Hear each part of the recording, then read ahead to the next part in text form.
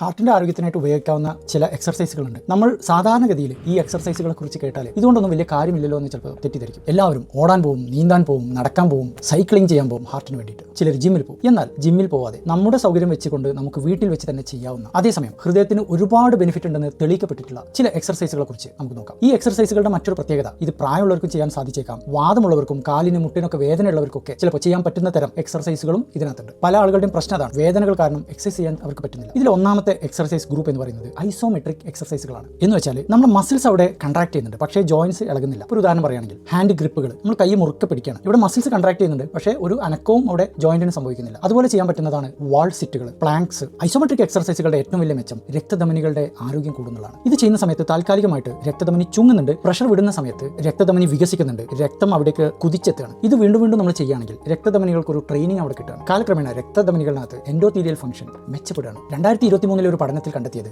Isometric എക്സർസൈസുകളാണ് എക്സർസൈസുകളുടെ കൂട്ടത്തിൽ BP കുറക്കാൻ ഏറ്റവും നല്ലത് എന്നുള്ളതാണ്. ഇതിനായിട്ട് വാൾ സിറ്റ് എക്സർസൈസ് ചെയ്യാം. ഒരു 2 മിനിറ്റ് നമുക്ക് ചുമരിനോട് ചേർന്നിട്ട് ഈ ചിത്രത്തിൽ കാണുന്ന പോലെ വാൾ സിറ്റ് ചെയ്യാം. പിന്നെ 2 മിനിറ്റ് റെസ്റ്റ് എടുക്കുക, അതിനുശേഷം വീണ്ടും ചെയ്യാം. ഇങ്ങനെ 4 പ്രാവശ്യം ചെയ്യാം ഒരു ദിവസം. അതല്ലെങ്കിൽ ഹാൻഡ് ഗ്രിപ്പ് എക്സർസൈസ് ചെയ്യാം. അതിനായിട്ട് ഈ ചിത്രത്തിൽ കാണുന്ന പോലെ ഹാൻഡ് ഗ്രിപ്പ് ഡിവൈസ് വാങ്ങിക്കുക. മാക്സിമം ഫോഴ്സിന്റെ ഒരു 30% അമർത്തി പിടിക്കുക, ഏകദേശം 2 മിനിറ്റോളം. പിന്നെ 1 മിനിറ്റ് റെസ്റ്റ് കൊടുക്കുക. ഇത് 4 പ്രാവശ്യം ചെയ്യാം. അതല്ലെങ്കിൽ ഈ ചിത്രത്തിൽ കാണുന്ന പോലെ 20 മുതൽ 60 സെക്കൻഡ് വരെ പ്ലാങ്ക് പൊസിഷൻ നമുക്ക് ചെയ്യാം. ഇത് 4 പ്രാവശ്യം റിപ്പീറ്റ് ചെയ്യാം. രണ്ടാമതായിട്ടുള്ളത് കോണി കയറുക എന്നുള്ളത് തന്നെയാണ്, സ്റ്റെയർ ക്ലൈംബിംഗ്. സത്യത്തിൽ ഇതൊരു ഹൈ ഇന്റൻസിറ്റി എക്സർസൈസ് ആണ് കേട്ടോ. ഈ സമയത്ത് ഹൃദയമിടിപ്പ് കൂടുന്നുണ്ട്, മസിൽസിന് കൂടുതൽ ഓക്സിജൻ ആവശ്യമായിട്ട് വരുന്നുണ്ട്, ഹാർട്ടിന്റെ ഔട്ട്പുട്ട് കൂടുന്നുണ്ട്, രക്തധമനികൾ വികസിക്കുന്നുണ്ട്. ഞാൻ ഇനി പറയാൻ പോകുന്ന രീതിയിലുള്ള സ്റ്റെയർ ക്ലൈംബിംഗ് എക്സർസൈസ് ചെയ്യുകയാണെങ്കിൽ 30% ഹൃദ്രോഗത്തിൽ നിന്നുള്ള ഒരു പ്രൊട്ടക്ഷൻ കിട്ടുമെന്നാണ് പഠനങ്ങൾ കാണിക്കുന്നത്. ഇതിനായിട്ട് നമ്മൾ ചെയ്യേണ്ടത് എല്ലാ ദിവസവും 4-5 തവണ ഒരു ഫ്ലോർ സ്റ്റെപ്പ് കയറി ഇറങ്ങുക എന്നുള്ളതാണ്. സ്പീഡിൽ കയറേണ്ട ആവശ്യമില്ല, നമ്മൾ സാധാരണ കയറുന്ന ആ സ്പീഡ് മതി. തുടക്കത്തിൽ ബുദ്ധിമുട്ട് തോന്നുന്നുണ്ടെങ്കിൽ പതുക്കെ പതുക്കെ ചെയ്താലും മതി. പല ആളുകളെ സംബന്ധിച്ചിടത്തോളം ഇന്നു മുതൽ ചെയ്തു തുടങ്ങാവുന്ന ഏറ്റവും സിമ്പിൾ ആയിട്ടുള്ള നല്ലൊരു എക്സർസൈസ് ആണ് സ്റ്റെയർ ക്ലൈംബിംഗ് എക്സർസൈസ്. മൂന്നാമത്തത് പുറകോട്ടുള്ള നടത്തം, റിട്രോ വാക്കിംഗ്. അതല്ലെങ്കിൽ സൈഡിലോട്ടുള്ള നടത്തം, ലാറ്ററൽ വാക്കിംഗ്. ഇത് നമുക്ക് വീട്ടിൽ വെച്ച് തന്നെ ചെയ്യാവുന്നതാണ്. പക്ഷേ തുടക്കത്തിൽ നല്ല ശ്രദ്ധ വേണം, ചിലപ്പോൾ ഒരാളുടെ മേൽനോട്ടം ആവശ്യം വരും. ഇതിന്റെ ഏറ്റവും വലിയ മെച്ചം എന്ന് വെച്ചാൽ നമ്മുടെ മസിൽ ഗ്രൂപ്പുകളുടെ ഒരു